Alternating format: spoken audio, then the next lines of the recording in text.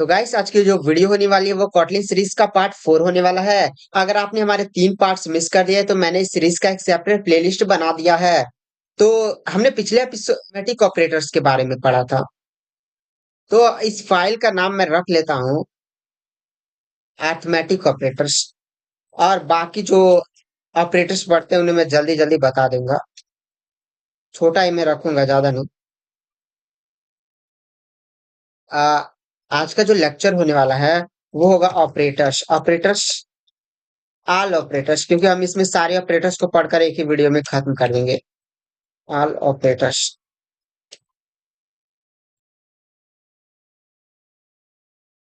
तो सबसे पहले मैं अपना एंट्री पॉइंट बना लेता हूँ, प्राइवेट फन मेन।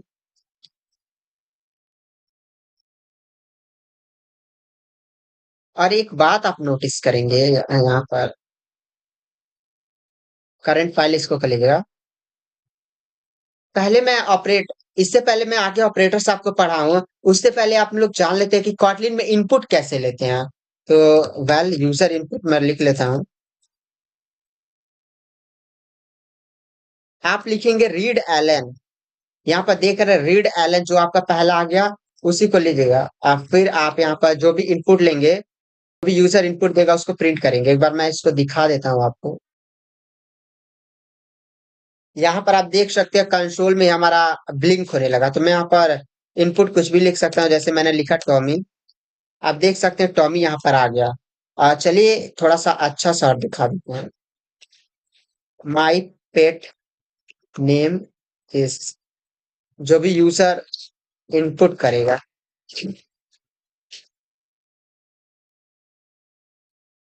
यहाँ पर मैं कुछ लिख देता, एंटर योर पेट नेम। अब मैं इस प्रोग्राम को रन करूं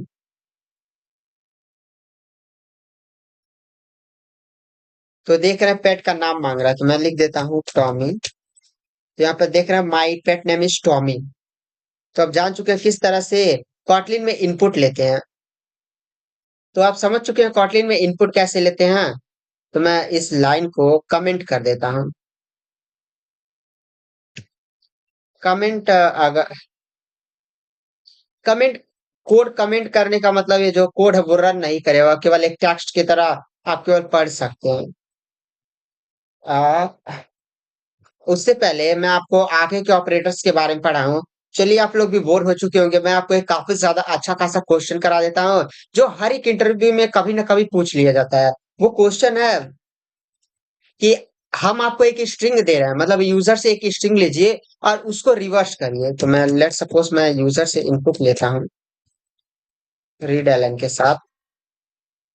अब मुझे उसे रिवर्स करना है। लेट सपोज अगर यूजर ने यहाँ पर टीम दिया, तो मुझे क्या करना है, मिट करना है। तो चलिए, सबसे पहले यूजर ने इनपुट दिया, तो हम क्या करेंगे, प्रिंट। यूजर के जो भी इनपुट होगा उसे प्रिंट कर देंगे। यहाँ पर ऐसे नहीं, यूजर इनपुट यहाँ पर दिखा देंगे कि यूजर ने क्या इनपुट दिया। अब फिर यूजर ने क्या इनपुट दिया तो उसे यहाँ डॉलर के साथ लगाना पड़ेगा ना।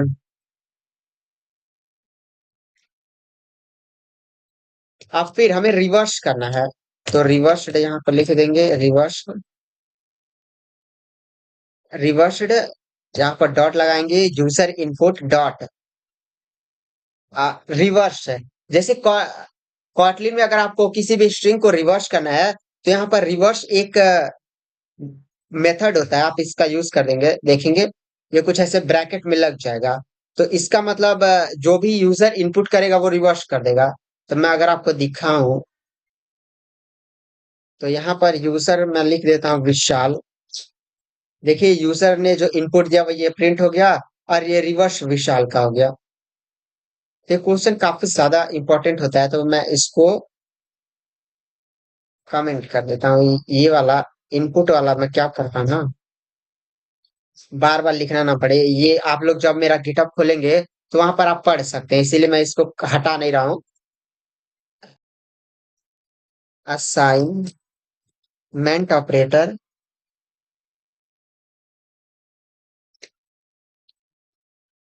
Assignment operators. असाइनमेंट ऑपरेटर आता है आपका इक्वल टू प्लस। अभी मैं आपको बता दूंगा क्या होता है। चलिए इतना ही बस असाइनमेंट ऑपरेटर्स पढ़ते हैं, और बाकी फ्यूचर में हम जैसे जैसे होते जाएंगे पढ़ते जाएंगे। तो सबसे पहले असाइनमेंट ऑपरेटर एक फंक्शन द्वारा सही रहेगा। असाइनमेंट ऑपरेटर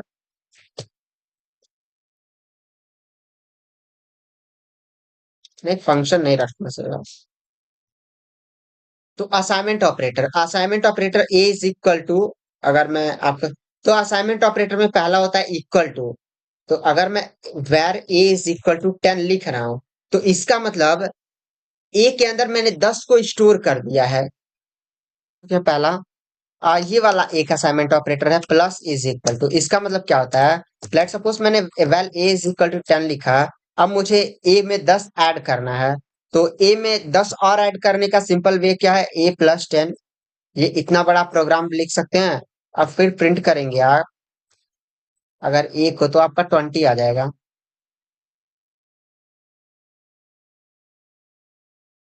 देख सकते हैं 20। लेकिन इतना हमें लिखने की जरूरत नहीं, अगर आप शॉर्ट में चाहते हैं तो आप यहाँ पर प्लस इक्वल टू लगा देंगे, तो भी ये छोटा फॉर्म हो गया। देख रहे हैं 20 तो भी आ गया। अगर मैं 100 कर दूं इसको, अब माइनस वाला सेम टू सेम मैं आपको दिखाऊं, तो यानी मुझे ए में से 10 माइनस करना है, दैट इज 90 आएगा आपका। ये 90 आएगा। तो आप असाइनमेंट ऑपरेटर के बारे में जान चुके हैं। अब आता है हमारा रिलेशनल ऑपरेटर्स। रिलेशनल ऑपरेटर्स के बारे में अगर मैं आपको बताऊं, तो अगर where A is equal to 100 है, और where B is equal to 10, जिस तरफ रहेगा वो वाला नंबर बड़ा होता है, सिंपली ये होता है। तो मैं एक नंबर प्रिंट करता हूं, अगर 10 ग्रेटर देन है 7 से, तो क्या अब यहाँ पर प्रिंट होगा, ये ट्रू होगा। ट्रू होगा। बट अगर मैं यही उल्टा कर दूं, क्या 7 बड़ा है, क्या 10 ये फॉल्स आएगा, क्योंकि जो हमारा 10 है वो बड़ा है 7 से। लेकिन ये बोल रहा है कि भाई ये बचपन में अपने 6 क्लास में ऑपरेटर पढ़ा गया। तो यहाँ पर मैं, दो ही मेन होता है जो आप अधिकतर यूज करते हैं। ये वाला तो आपने बचपन में ही पढ़ा होगा मैथ्स में। ये वाला जो होता है double equal to. Let suppose मैंने where A is equal to 10 लिख दिया, where B is equal to 20 लिख दिया। इफ इफ एल्स स्कॉटलैंड में आपको अगर यूज करना है, तो आप इफ लिखेंगे और एल्स स्टेटमेंट। अभी मैं आपको दिखाता हूँ किस तरह से यूज करते हैं। If A is equal to B, अगर A is equal to B है, इसका मतलब है कंपेयर करना। इस वाले असाइनमेंट ऑपरेटर का मतलब होता है क्या ए और बी इक्वल हैं। अगर इक्वल हैं तो आप ट्रू रिटर्न कर दीजिए।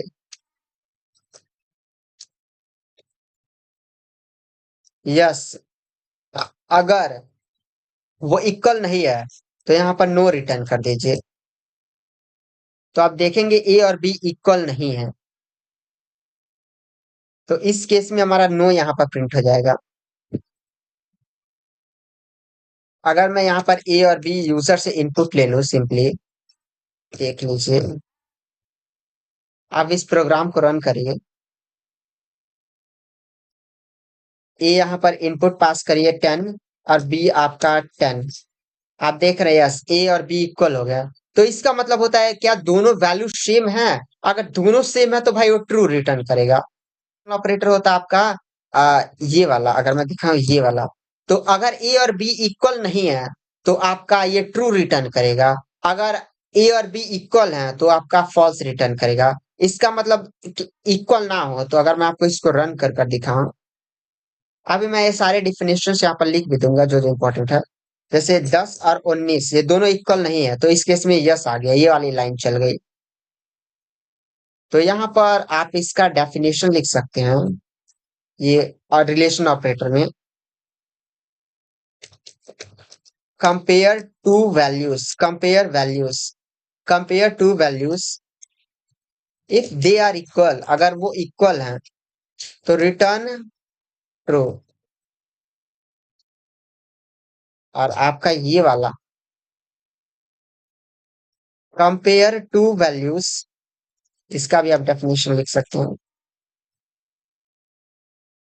Compare two values if they are not equal, तब ये ट्रू रिटर्न करता है। If they are not equal then it return true. अगर वो इक्वल हो जाते हैं तो सिंपली फॉल्स रिटर्न कर देगा।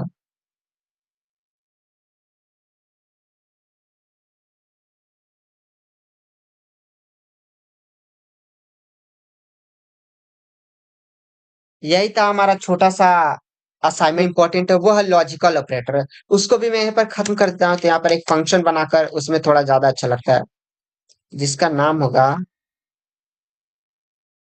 Logical operator.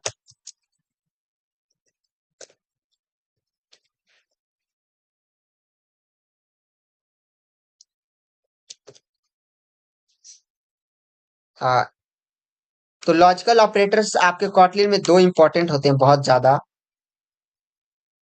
पहला होता है आपका ये एंड सेकंड होता है ये वाला दो लाइन वाला। तो जो एंड होता है, ये कब ट्रू रिटर्न करता है? जब आपका दोनों कंडीशन है, या ये जब आपका दोनों कंडीशन ट्रू हो। अभी आप समझेंगे नहीं, बट आप ये बस ध्यान रख लीजिए कि ये जो डबल एंड है वो ट्रू कब रिटर्न करेगा? Return true when all the statements are true, मतलब जितने भी स्टेटमेंट्स के बीच में इसे लगाया गया है, अगर वो ट्रू है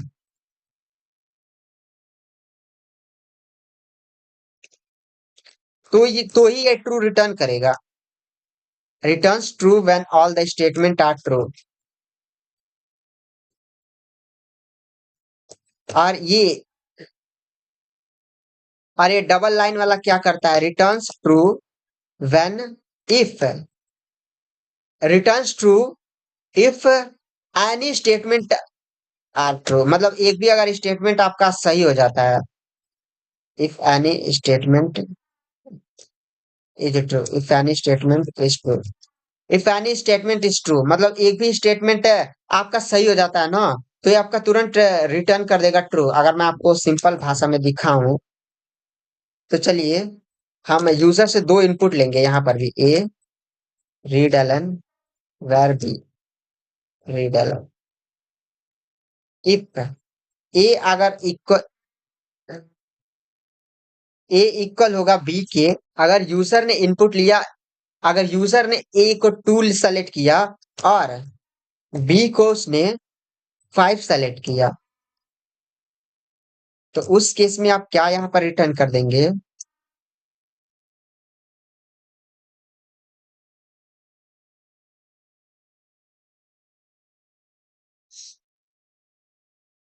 आप यहाँ पर क्या प्रिंट करेंगे?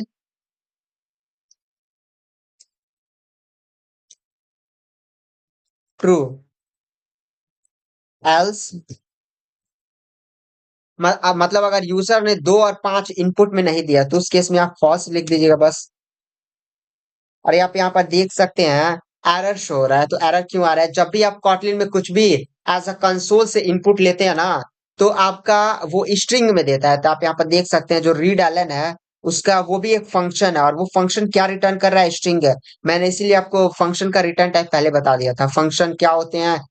Function is a block of code that perform a specific task है। इट कैन टेक इनपुट और रिटर्न एट और रिटर्न एज अ और और रिटर्न पैरामीटर और रिटर्न वैल्यू। यहाँ पर क्या ये रिटर्न कर रहा है? स्ट्रिंग है। तो हमें कंपेयर करना है वो इंट में करना है, तो टू इंट आप सिंपली लगा दीजिएगा। आप देखेंगे एरर जा चुका है। तो ये लाइन कब आपका चलेगा, मतलब ट्रू कब प्रिंट होगा? जब यूजर ने ए 2 लिखा होगा और बी 5 लिखा होगा, मतलब दोनों कंडीशन ट्रू होगा तो ही ये चलेगा। एक अगर यूजर ने, अभी मैं दिखाऊं, अगर यहाँ पर मैं ए की 6 रख देता हूँ बट बी का 5 रखता हूँ, तो यहाँ पर देखेंगे फॉल्स आना है। और सॉरी, मुझे लॉजिकल ऑपरेटर अपना ये कॉल करना है, तो इसको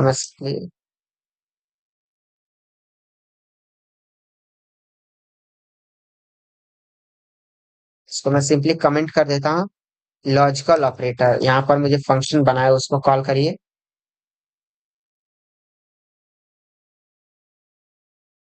अगर मैं यहाँ पर 5 पास करता हूँ और दूसरा